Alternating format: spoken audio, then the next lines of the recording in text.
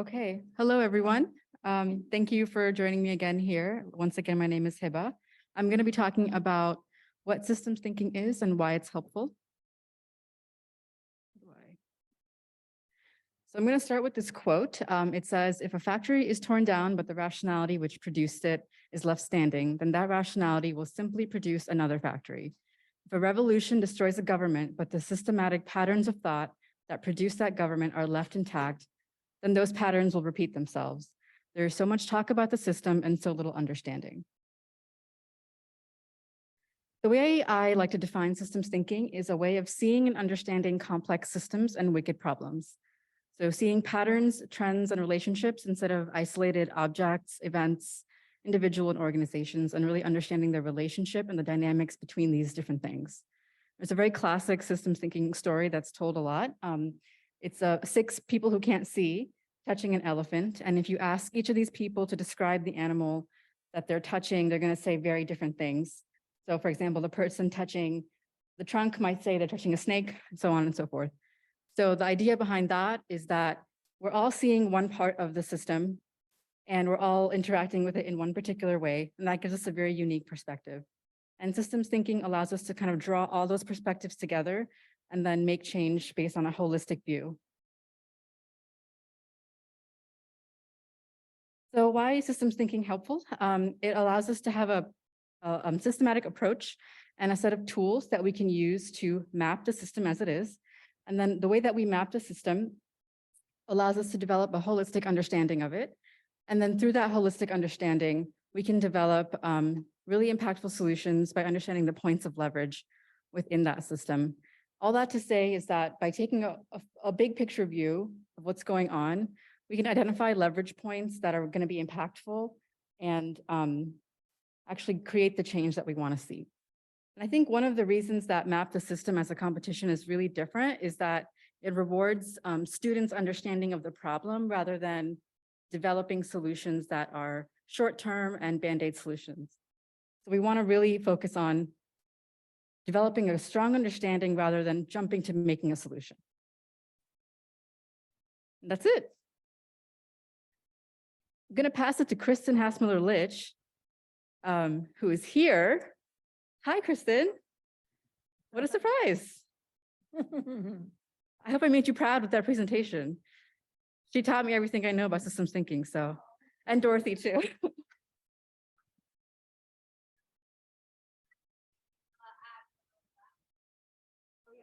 Yeah, you guys have done awesome. All right, so it's exciting to be here, and I'm sorry I ran over thinking it was going to be in there and walked around the wrong building. Okay, you talked about puzzles back down in the middle. All right, here we go. So what I want to do is I just want to give you a little taste of what this can look like. Is there a clicker? Yes, here. I want to give you a taste of what this can look like. So I have just a little sample of 2 projects where we used systems thinking in practice. So the first is a project where we were trying to support, there's the communities across the state of Minnesota were struggling to try to figure out how to support children and youth with special health care needs, complex health conditions, often physical, emotional, developmental, different things going on, really challenging. We'd hear things like, I'm a parent and I've got 13 care coordinators and I've got to coordinate the care coordinators. There's a lot of resources being put into this, but not really well coordinated. And it's just really hard to live through this because you're trying to care for a child that's got a lot going on and it's hard to know what's where, right? And it's just not well aligned. So there was an opportunity here to try to improve, to strengthen the system. And in fact, what was going on that we didn't want was that there was a lot of competition even amongst the providers, like thinking that they kind of did the same thing. So wanting to get grants and not really cooperating a whole lot because they needed to get their grants, right? So there's a little bit of competition, but you have a lot of people working in the system.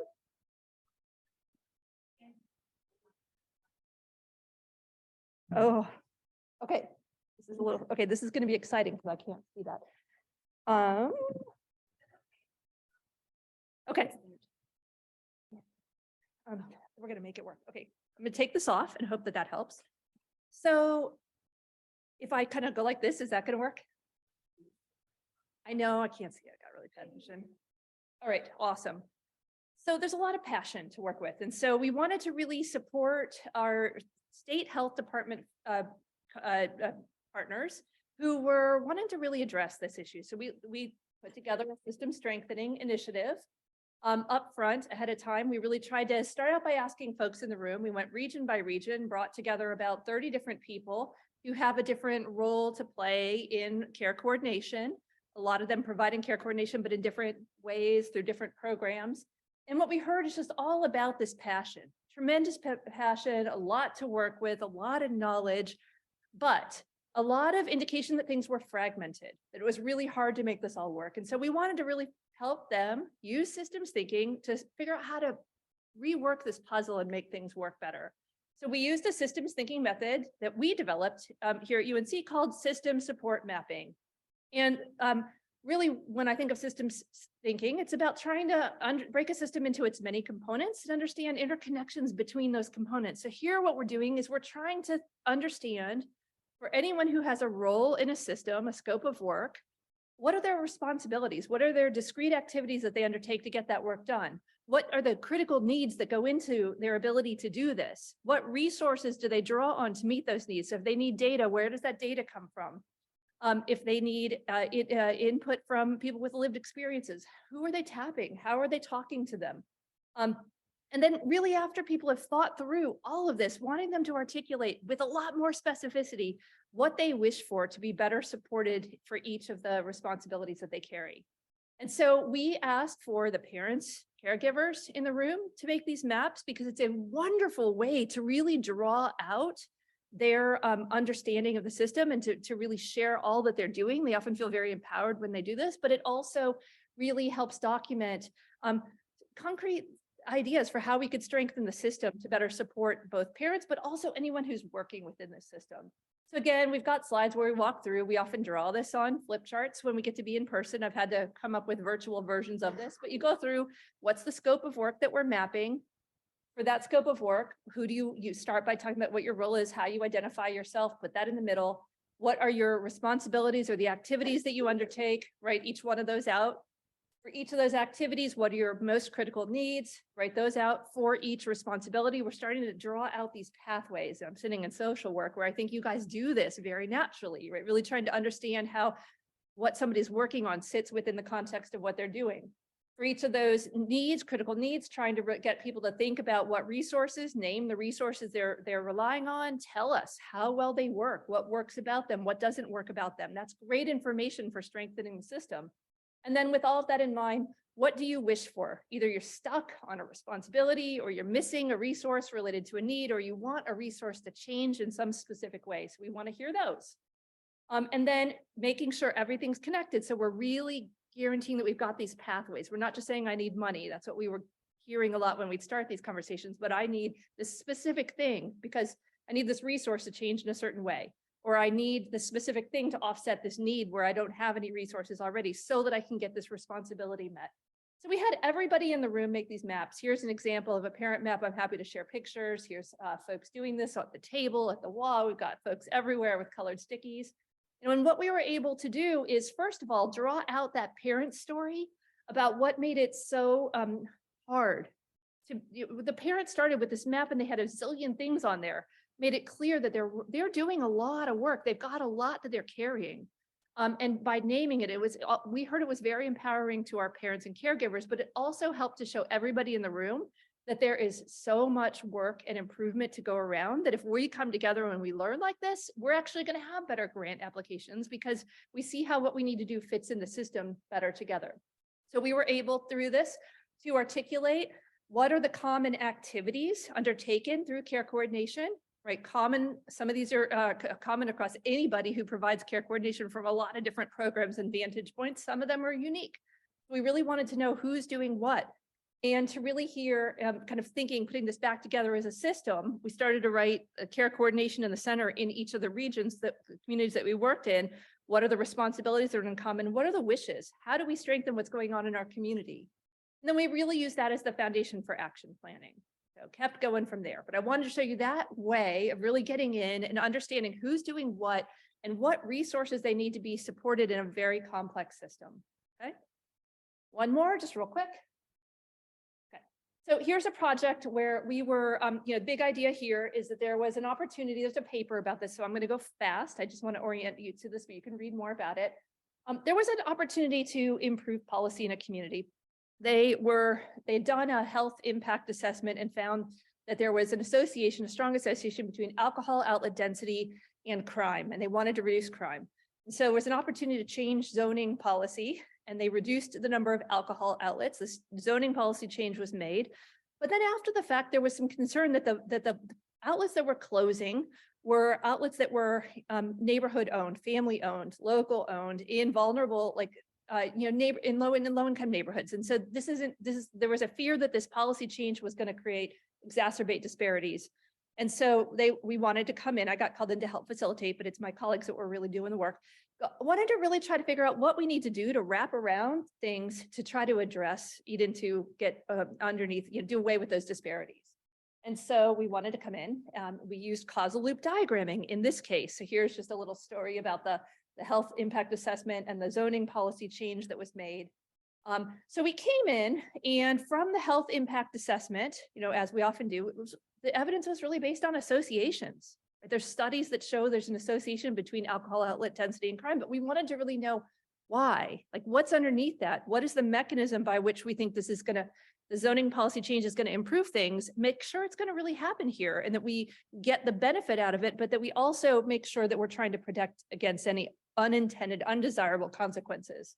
So this is the theory of change that we were able to pull out of the health impact assessment, not much detail to it. And the way to read this is that there was pressure to reduce crime. Crime was high in the community, which triggered an increase in crime and pressure to reduce crime. The way I read these diagrams is do the silly thing with my thumbs. So if crime goes up, it's going to trigger an increase in pressure to reduce crime. Okay, they move in the same direction. Both of my thumbs are up. This increased pressure to reduce crime is going to led to a decrease in alcohol outlets. My thumbs are in different directions. They have an opposite relationship over time. And then with this decrease in alcohol outlets, it's going to decrease crime. That's the assumption, right? So we're tracking ripple effects of change in this diagram. Both of my thumbs are going down, so crime's going to go down. And then you could read it around again. So crime goes down, pressure to reduce crime goes down, pressure to reduce crime goes down. Alcohol outlets closings, we slow down on that. We're not doing that as much, right? Until crime starts to go up for some reason outside of this loop. Okay, so this was their theory of change. So then we came in and we said, all right, let's really check in on this. And we tried to do a session, a causal loop diagramming session, to really draw out the voices, integrate the stories that we were hearing from diverse community partners. And so it turns out we had a lot of what I would call grass tops people. So like a lot of kind of organizers, community-based, organization reps. We didn't have as much kind of lived experience in the community, which then we wanted to rectify by having another really kind of community member session. But in this one, we heard things like, all right, this is that theory of change in the center. But we also heard concern that with increased crime leads to increased police presence. Increased police presence in this community is leading to increased crime. So that was a concern, the negative police-resident interactions. We also heard that, so with the alcohol outlets going down, there was a fear that that was going to lead to closed liquor stores and vacancies, which exacerbates crime. So there was a fear that, that blight, that undermining impact through vacancies and blight. And that instead, what they were suggesting is why not try to trigger a policy where we support the adaptive reuse of these facilities to there isn't going to be a vacancy, plus they're contributing in the community in some other way, but that's going to take some support. So kind of try to document that. So we took this back to the academics and the policymakers that did the change, and we tried to convince them that they ought to think about some of these other things, and they really doubled down on their initial mental model. And we pushed and tried to get them to rethink it and add more explanation. And this is as far as we got. So they told us that the way that decreasing alcohol outlets reduces crime is through social disorganization. It's reducing social disorganization and also through reducing intoxication, which is going to decrease crime. And they acknowledged that it might lead to more police encounters, but didn't want to acknowledge the arrow back up. So we really pushed, but we're able to document this mental model. And to me, this means we need to keep working, right? Because this is missing a lot of things. So we went on then to talk in the community. about what's going on. So we had business owners, people that lost whose alcohol outlets were closing down. We had families, we had kids, we had, police in the room, very mixed crowd, and had an amazing conversation because we were talking about and correcting this diagram. We had people come to us after and say how cool it was. They couldn't believe the conversation that just happened. And I think it's because we're talking about the diagram and it's easier than like having a really hard conversation kind of directed at each other. So I'm going to have to go quick because I need to end, but okay, good, I can do it.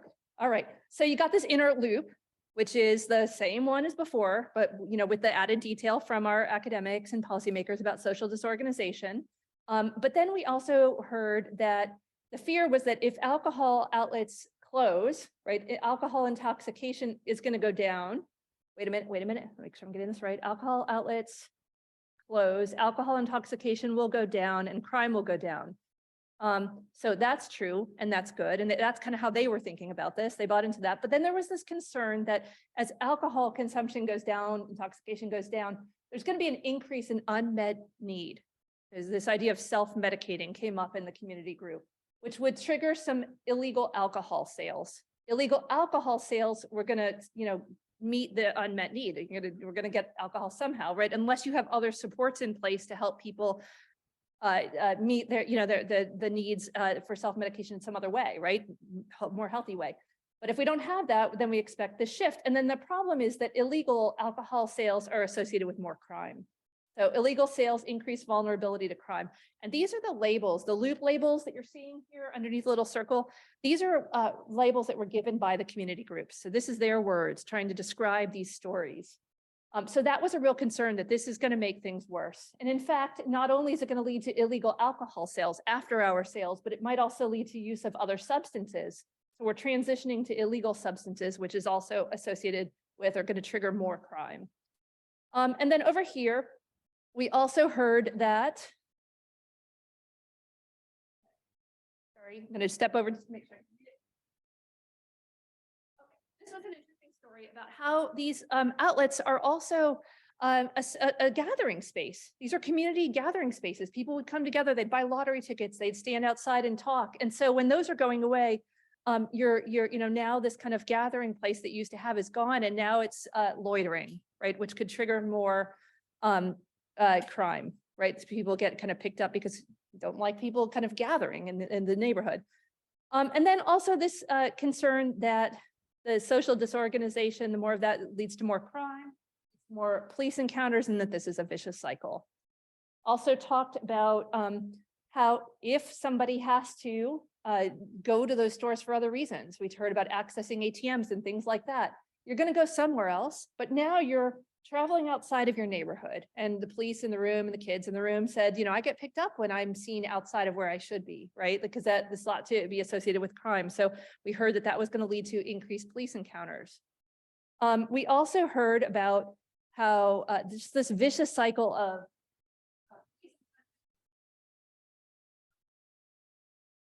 all of this is leading to neighborhood disillusionment, and that's a real threat, like that we really need to be dealing with and breaking the cycle of. I'm going really fast. Sorry, just want to give you a taste of this. Also, this concern that when we lose these neighborhood gathering spaces, it leads to neighborhood disillusionment, which is just depressing. People talk about it's a depressing place to live. I don't have places where we go, where we hang out anymore. Okay. And so, what I think is so powerful about causal loop diagramming is we can bring people together with lived experience, with really different perspectives, with different kind of pieces of knowledge, and really try to hear their stories, their understanding of complex dynamics, document it, and then push other conversations elsewhere. What can we do about this? So that's just a taste of how we did that. And then with that, feel free to reach out to talk more, but yeah, can't wait to see what y'all do. Mm-hmm. Thank you. Our next presentation is actually going to be virtual. So we're going to go to Professor Kristin Keynes on our Zoom webinar. And you do not need to be taking a ton of notes or think that you need to be an expert in these causal loop diagrams at the end of today's presentation. This is just a taste of what systems thinking is, and we'll tell you more about the cool competition that you can get involved in and really learn more resources that you can dive into from there.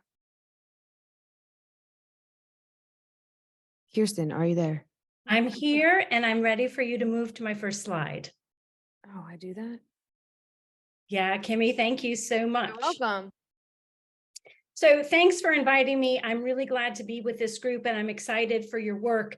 I want you to understand that what I'm doing here today, and Kimmy, actually, I need someone to move me to each slide because I'm not able to. Welcome Yeah, I'm good. back I to the got you. stage. I can see you. Get comfortable. Okay. So I am offering you a set of resources here today. You can participate and map the system, never having read a single one of the resources that I'm going to show you here today. But if you'll go to the next slide, Kimmy, what I'd like to show people is that I want to tell you a story. I want to tell you a story about how persistent inequalities, wicked problems, complexity, and social systems are all highly interrelated phenomenon. And systems thinking is helping us to begin to unpack some of the connections and make sense out of events and circumstances that are very hard to observe in their totality. So if you take us to the next slide, Kimmy, I'll show you first about persistent inequalities.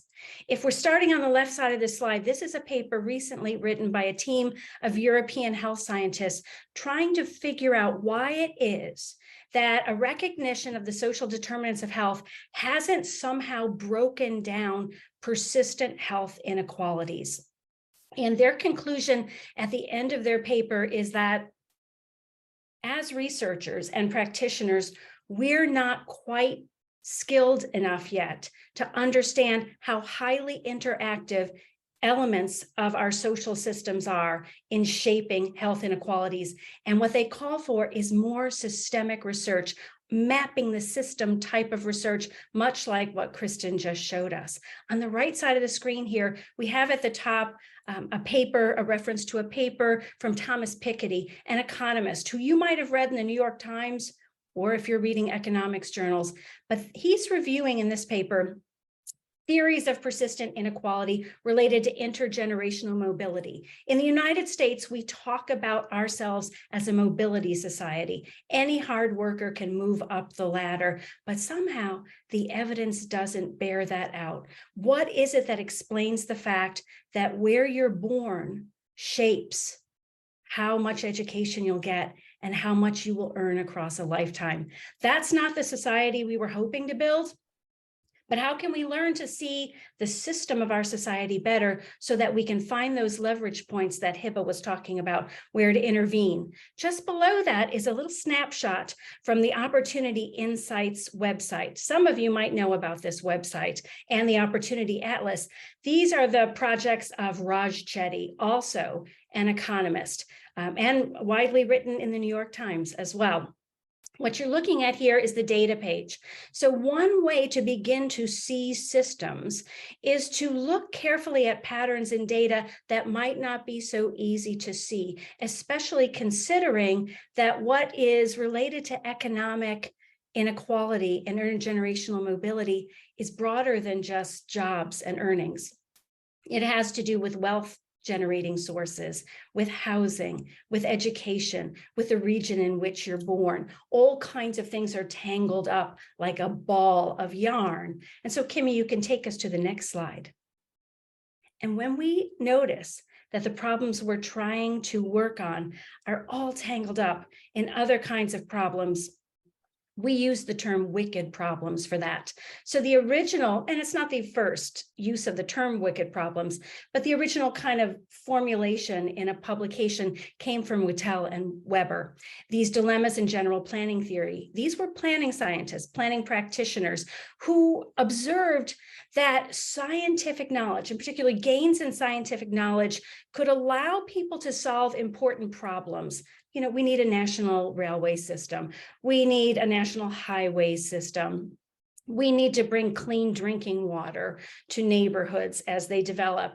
Well, that's great. Science was really helping us, but there was a class of problems that we couldn't quite get traction on despite increases in scientific knowledge. We agree that poverty is not a great environment for children to develop, right? But why is it that children are still living in poverty in such a technologically advanced society?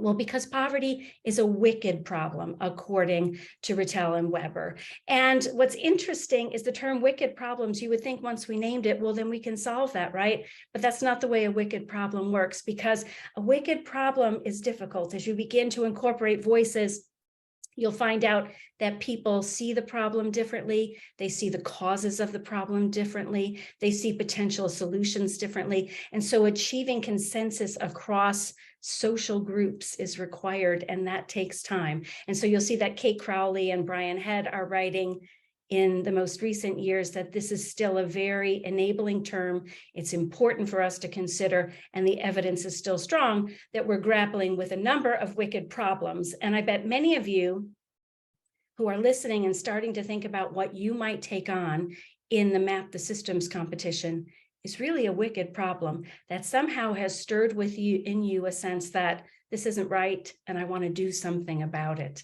We can go to the next slide, Kimmy. So, along with wicked problems as an enabling term, there is a scientific field that typically has been the domain of physicists and biologists, but more and more so is becoming the domain of social scientists and historians as well, and that is complexity science. And the resources that I've listed on the reference page, let's look at this first one on the left side, Uncertain Times, written in Eon magazine by Jessica Flack and Melanie Mitchell of the Santa Fe Institute in Santa Fe, New Mexico. This is a very practitioner-oriented, accessible walk through some of the common ideas associated with complexity science and how they might apply to developing social innovations, and in particular, how they might apply to the conceptualization of resilient systems. We don't want to make a momentary change in poverty. We want a lasting change in reducing or eliminating poverty. How do we build resilient systems to accomplish that? Now, Scott Page has written a paper that translates more technical terms from complexity science for sociologists. That's a deeper dive into the terms, the ideas, and the practices, but very, very relevant in terms of using complexity science, which you might borrow from as you begin to map the system. And then John Sterman has a paper that came out in the American Journal of Public Health in 2006, and he helps us to understand something, that one of the ways you know you're working in a complex system is that your interventions lead to unanticipated consequences. This is what Kristin was talking about, that you might try to reduce the presence of alcohol in a neighborhood, but you might actually end up increasing the presence of alcohol in a neighborhood through the interventions that you choose.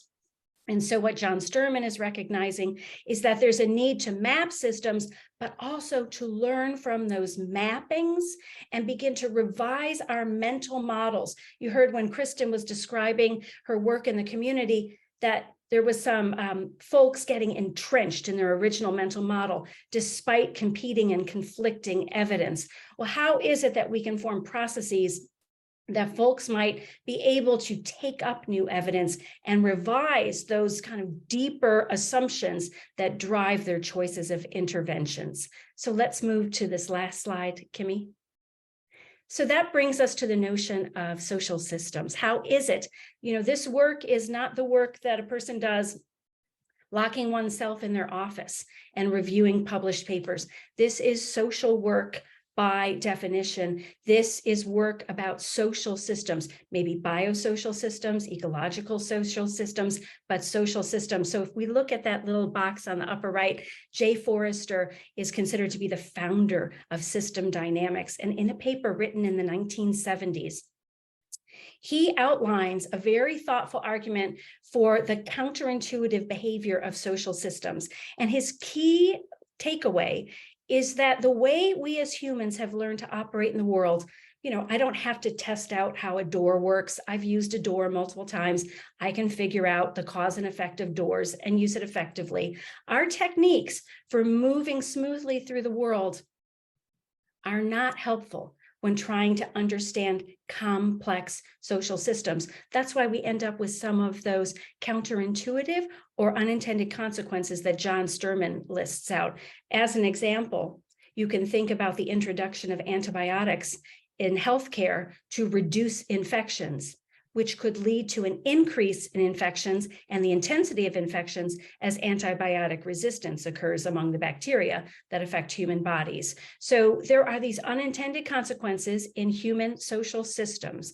And so Werner Ulrich, underneath there, is recognizing that it's really important to be introspective about who you have invited to the table to inform your models, whose voice is driving the generation of these models, who might have been left out from contributing to the models using the methods we've used, because expanding voice is one way to increase the collective intelligence of our modeling so that we're reflecting the diverse perspectives in the problem that we're interested in. It's a wicked problem.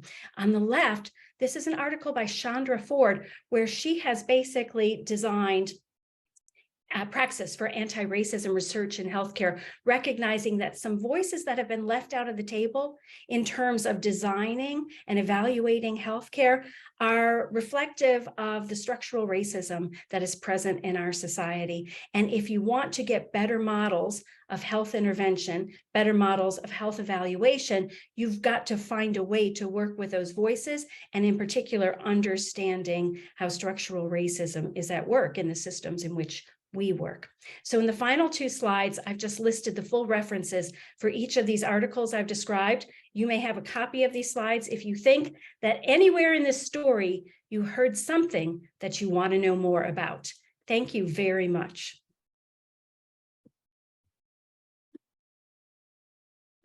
Thank you so much, Kristin. Hi, everyone. My name is Kimmy Yingling. I work for the Office of Innovate Carolina. So I'm leading this Map the System at UNC charge. And first, I want to say thank you to all of the people and departments that are helping me do that, specifically those who presented their research to you today, as well as staff and faculty from Gillings and the School of Social Work and Honors and the Campus Y. So there's a lot of individuals in this room that care about helping you research problems in a really efficient manner. And they know a lot more about systems thinking than me. My role here is to sort of connect you with those people and connect you with the University of Oxford Map the System competition. So this is a global competition, and it challenges participants to think differently about social and emotional challenges. Last year was the first year that I took the lead on this project at UNC, and it was really cool to see because student groups can find whatever team they want and research whatever problem they want. So the goal of the competition is to challenge participants to use systems thinking, and you don't have to come into the competition with any systems thinking experience. You're going to learn everything along the way. And you're going to uncover high leverage interventions to address root causes of complex challenges. And you're going to get to connect with other people that are interested in the same areas and social entrepreneurship opportunities as you. So there are Map the System participants from all over the world. So one of the really cool things is that there are webinars and a lot of online resources for you to access from January through April. When the competition takes place. And a lot of times when you log on for these, you get the really cool experience of interacting with people from all over the world in different countries, and they're all researching different problems. And at the global finals, you have the opportunity to hear them all present their researches, which is very inspiring. So the competition is best suited to people that already have an existing passion or lived experience, or maybe going to team up with a group that has a topic that they want to pick. If you already have an existing solution, it might not be the best competition because there are specific deliverables that go along with the Map the System competition that will be helping you create. Again, you get to pick your own topics. There is a huge emphasis on the topic being local or a little bit more specific if you can. So we have brought student teams in the past that did social initiatives specific to North Carolina or even a geographic region of North Carolina. All right, so again, you don't have to have experience to do this. You can have individuals can compete. I will say it's a decent amount of work for one person. one person did show up and compete as a solo team at last year's global finals, and that person received an award just for doing that. You can have a team of up to 6 people. One member must be a current UNC student. You can be from any degree level. You can be graduate students, you can be undergrad, you can be a mix.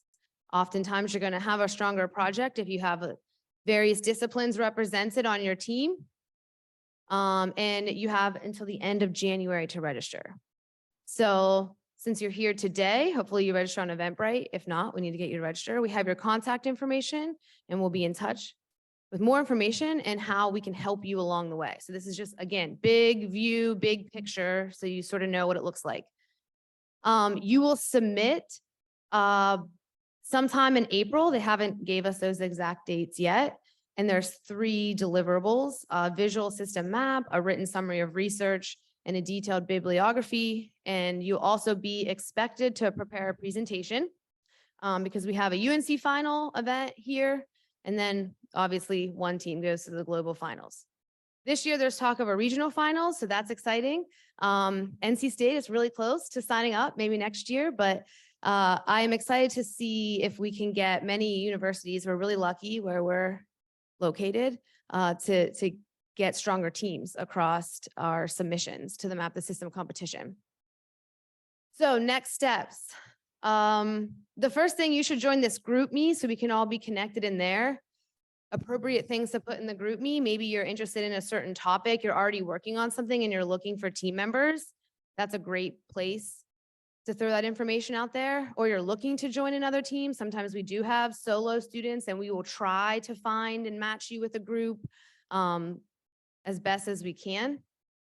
So join the group me, think about your team, think about your problem, and we're going to have another session on January 20th.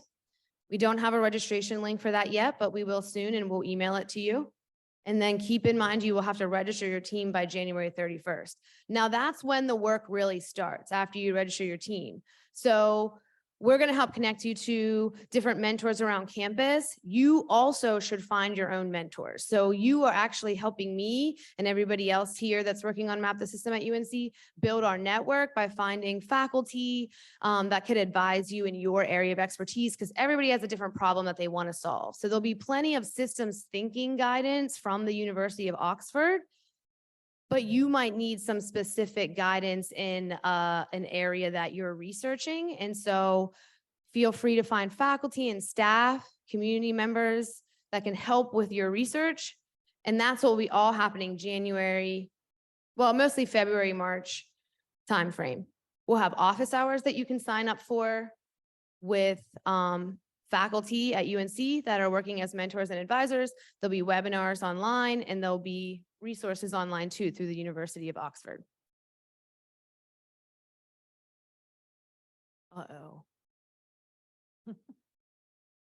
Okay, so then we will have a UNC final competition in April. We'll select one team and they will win a stipend to travel to the University of Oxford for the global finals. Last year it was in the middle of June. This year they're throwing out the first week of July as a potential competition date. It's a really, really fun, awesome weekend, not just because you get to go to the University of Oxford, but the humans that you meet at this competition are really, really inspiring. So, okay, so I'm going to turn it over to Hiba because she was who I had the privilege of going to the University of Oxford with last year. And so she has all the tips and tricks from a participant in the Map the System competition and is now our graduate student intern. So both Hiba and I will be here emailing you, checking in with you, here to help you find a team, register your team, and get your project ready to go.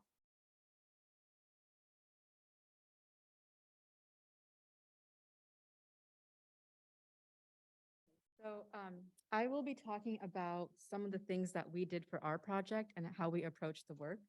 So let's see, this is a very big slide. There's a lot of information on here, but before I get into this, I want to start by how we picked our topic and how we got connected to each other. I had a really great team. I'm so grateful that I got to work with them. And we met in Dr. Hasmiller Lich's class about systems thinking. So think about the people in your class right now who are asking the questions that you like and whose questions are inspiring you to think deeper. And you can just reach out to them because that's exactly how I found my teammates. And we all were connected over our mutual passion for maternal health. And maternal health is a very, very big topic. So narrowing down from that to what we ended up with was a long process. It took a lot of discussion. So we ended up with talking about maternal health in North Carolina and focusing on disparities for women of color. That felt right to us. And we talked a lot about like, should we focus on a specific period of maternal health, like the postpartum period, prenatal period, and we decided we're going to do the whole continuum because that's what the system encapsulates. So the way that once we had our topic, we did a rapid literature search. It was not systematic. We had our inclusion exclusion criteria, but we did not approach it in like a rigorous way. It was sort of just done intuitively. We ended up with 14 articles that we really liked, and we interviewed 14 individuals who we thought whose perspective would be really important for understanding this topic.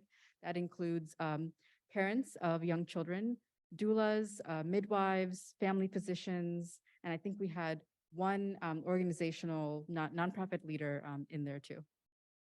We ended up with 3 of our systems maps. We had a causal loop diagram, we had an iceberg model, and we had a stakeholder map, and I'm gonna show you those in a little more detail. This was our iceberg. It's a lot of information in here. So as you can see, we have the events, the things that we see in North Carolina. Maternal morbidity and mortality for women of color, people of color are increasing. And these are what's happening underneath the surface, what we think is causing this event, the thing that's happening above the surface. This took a lot of work. And the reason that we got to be this granular and also detailed was because we had a large group. So that's my tip. One of my tips to you is like, find people with different strengths, but similar interests, and delegate tasks and coordinate often and meet up often, collaborate together. Yeah. I had 5 people on my team. Yeah, our team. This is our causal loop diagram. This was also this very expansive effort. This took months for us to do, and we're actually writing a paper on our process of how we did it, because like I said, we made it up because it felt right, it felt intuitive, and we tried to be as rigorous as possible given our short timeline. We have 6 like categories of what we found here. So we have fragmented care delivery, COVID-19, the profit-seeking structure of our system, limited community empowerment, distrust, mistrust, and structural racism. And this is going to be at any time when you're making these systems maps, you're going to be making so many choices that shape how you tell the story. So we played around. This is probably our 50th version of this diagram. I'm not even exaggerating.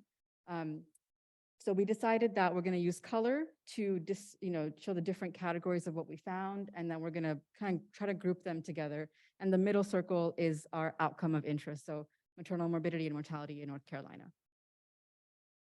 And if you have more questions about this, I'll be around. We can talk after. This was our stakeholder map. For Map the System, they really care about how you talk in terms of stakeholders. They really want you to discuss like the power and how power comes into play with different stakeholders. So we decided to go with what's called a balance of petals, where we mapped the needs of each stakeholder and the resources. And this is not meant to be readable, so don't worry about that. This was more so for our report. And that's another thing you're going to have to decide is like what pieces you want to show your audience. So like when you're communicating what you find, that's another like thing you're going to be judged on, is like you're going to be doing so much research, but you can't just spit it back out at your audience. You have to make really conscious choices of what story you tell based on the findings that you have. So like we did a simplified version of this for our presentation, but I'm just showing you the more developed version. And same for our causal loop. Like we showed this for like 1 second. For our audience, like no one wants to look at this and no one wants to read it. So what we did was we sort of we explained the different categories, and then we did an example of walking through one bubble to another, and what is that telling us? What is the data behind that story, and how did we find that out? So you're going to have to make lots of choices, and luckily there's a lot of great help from the University of Oxford on how to tell the story. So like I would say 80% of this competition is understanding the problem, and 20% is coming up with a solution. And that's 20% is actually generous. So like, don't think about what you're gonna do with it. Really just focus on understanding what the problem is and like, why does it matter to you? Because the more you can bring of yourself into this work, like the better story you're gonna tell and why it's gonna make sense, like why you care about this. We had a great, like one of the finalists when I was there last year, they had this project on water access in the Navajo Nation, and they basically like interviewed their cousins and their neighbors in the Navajo Nation and like had them walk from their house to the well of like how far they had to walk to get water. And they just showed that as part of the presentation. It was like so compelling and so powerful. And that's not research, you know, like that's just good storytelling, but it's based on evidence that they found. It's a great opportunity to be creative, and don't think of it as like a research project. We use a lot of like research methods, but I would not think of this as like something where you have to be really rigorous. Just try to connect with diverse perspectives and tell a good story. I think that's it for me. This is my team. I want to shout them out. They're great. Couldn't be here today. We had three of us from UNC and 2 people from NC State. Oh, another tip, get someone who's really good at designing stuff on your team, because that really came in clutch. Thank you.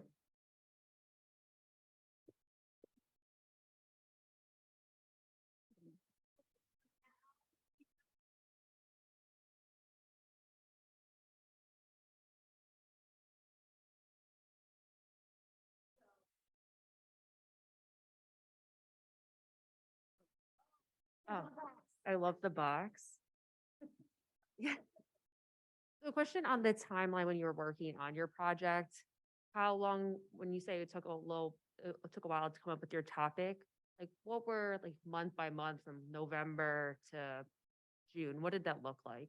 Yeah, so I did map the system 2 years ago, and we started in like February, and it did not work out well. When I did it again this past year, I wanted to start in November, and like we were like, okay, let's meet in November, and we're gonna like get all this work done, and we're gonna crush it. We're gonna win. It didn't happen. We really started in January, and that was when we got like really started getting our data collection. It's like once you have what your question and you know what you want to find, everything else kind of falls into place. So like getting started as soon as January hits, I think is gonna be fine.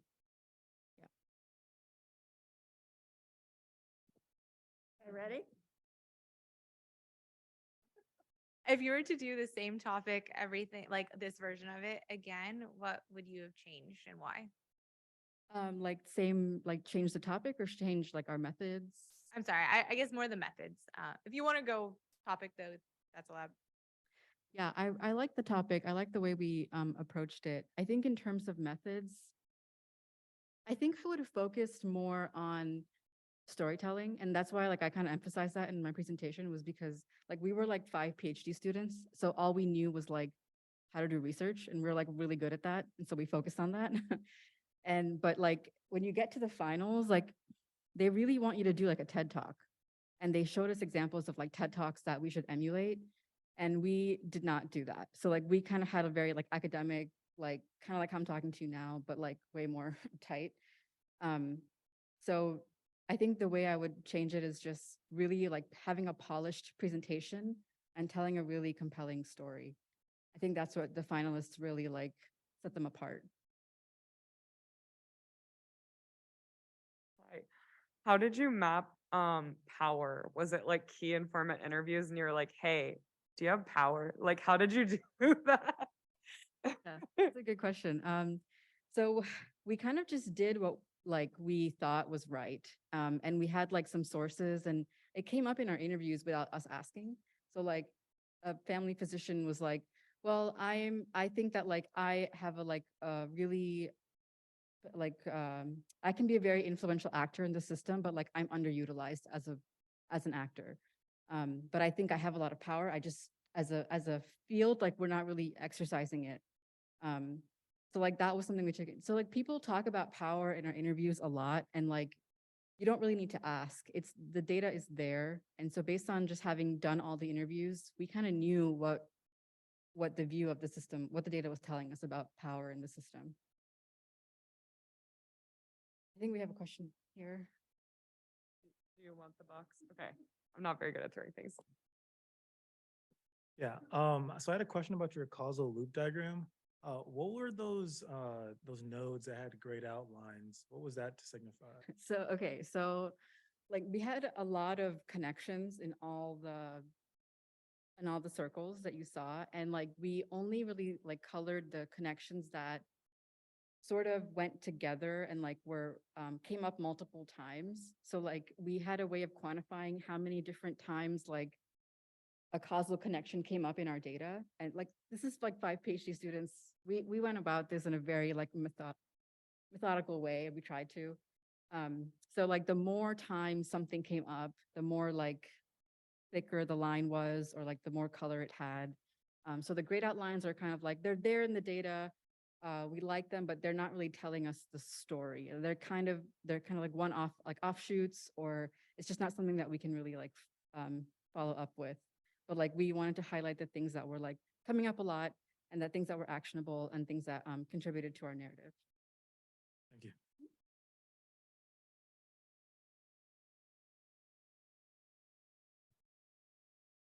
Was the max number of students 5 or 6? It was 6, but we just ended up with 5.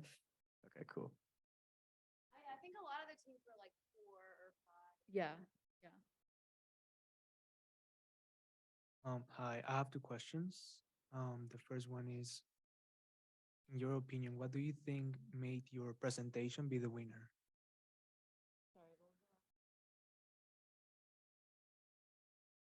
Okay, I think we won.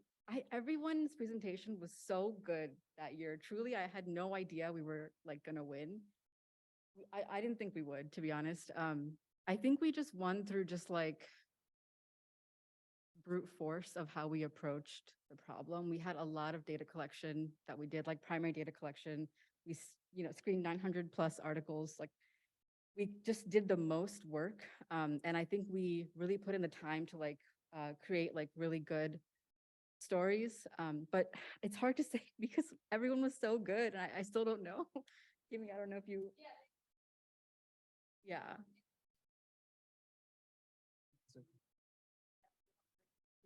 She needs to be on mic.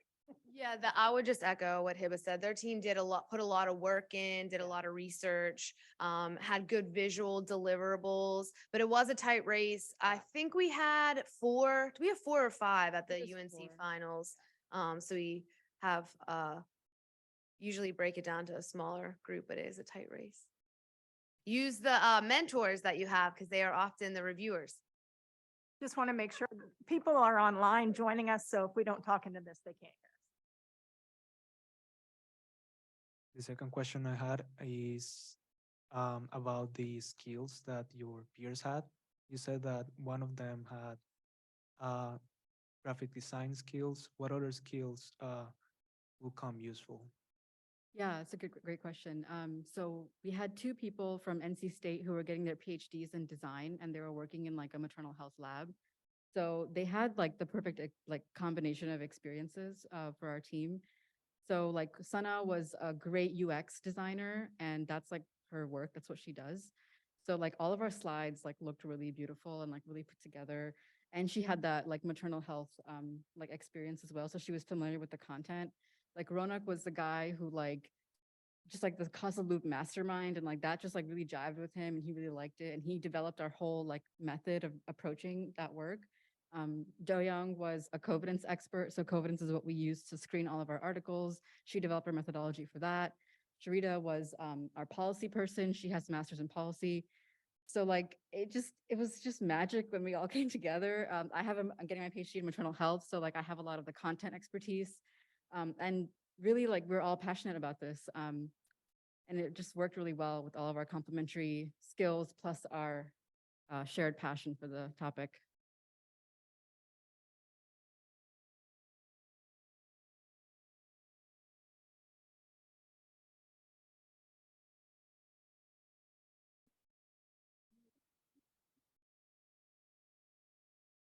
Aspen, I don't know if you have a question online.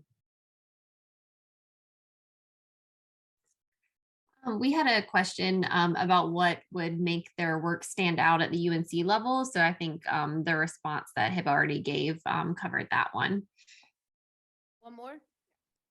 How many hours per week would you say you and your team spent on this? Because we all also have coursework and other responsibilities, so just getting a sense would be helpful.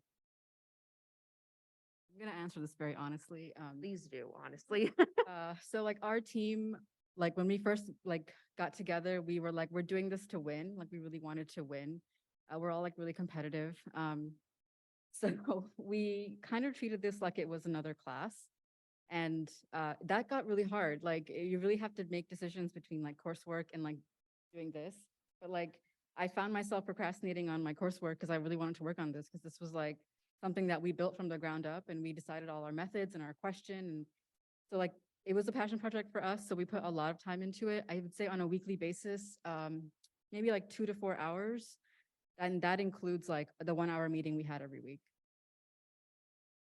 Thank you. On that note, I'm really interested in growing opportunities like at UNC for students to participate that are already doing similar work in their classes. So that way they are, in some perspectives, getting credit for the work that's also going to be submitted to this competition. So if you know someone or something I don't, please let me know because I do believe we can eventually get there. There are a few other universities that I met at the competition that were doing that.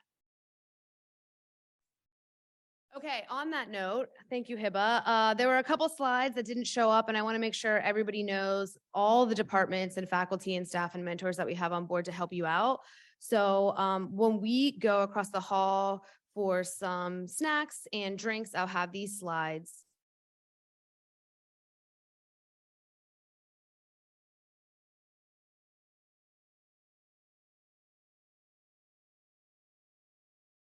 I have to double check because I have to ask Alice from Map the System at the University of Oxford because it was a yes 100% in the past. But Hib and I think that they're like against it now. Sorry, could you repeat the question for the Oh, online? sorry. The question was, could faculty member be on the team? And in the past, the answer was yes. But Hib and I are not sure. So we will confirm that and follow up with everyone because we are kind of under the impression that maybe they were trying to get rid of that piece. Could you also highlight, we talked about PhD students being members of the team, but is there a disadvantage to undergraduate students who want to participate and don't have that type of experience with research? Whoa. No, not at all. So actually at the global competition, there was as many, if not more, undergraduate students present and competing than graduate students. Yeah, which I was really surprised. So we know a lot of you are working on solving problems already, so you can be both. Yeah, we did. And you can compete again. I mean, I think if you already went to the finals, but other people can. So, all right. So in Gilling School of Public Health, just so you know, Ann Glauber back here is a liaison on the working committee. Sarah Mills is a faculty member. Liz Chen is here and she's a faculty member. Oscar Fleming is helping us out and he has systems thinking experience. Same with Kristin Hasmiller Lich, who was just here, and Dorothy Calenti. At the School of Social Work, Tanya Giza is on the planning committee and here as a liaison to help you out, Paul Lanier and obviously Kirsten Keynes, who you heard from. Dorothy Salenti is here also in the back row. Oh, hi, Dorothy. And me from Innovate Carolina, as well as Hiba, Andy Kant from the School of Medicine in the front row here, Honors Carolina, that's Aspen, who is on the Zoom. Thank you, Aspen. Department of Public Policy, Melissa Edwards and Melissa Carrier. School of Journalism, we have Lisa Villamil. Maureen Berner from the School of Government, Jackie Bonilla up here from the Campus Y, Nancy Lovis from UNC Library. She put together some really great resources online last year for us. Thurston Domina and Todd Cherner from the School of Education. So a lot of these people have some systems thinking or similar experience and others are experts in their field. So we will be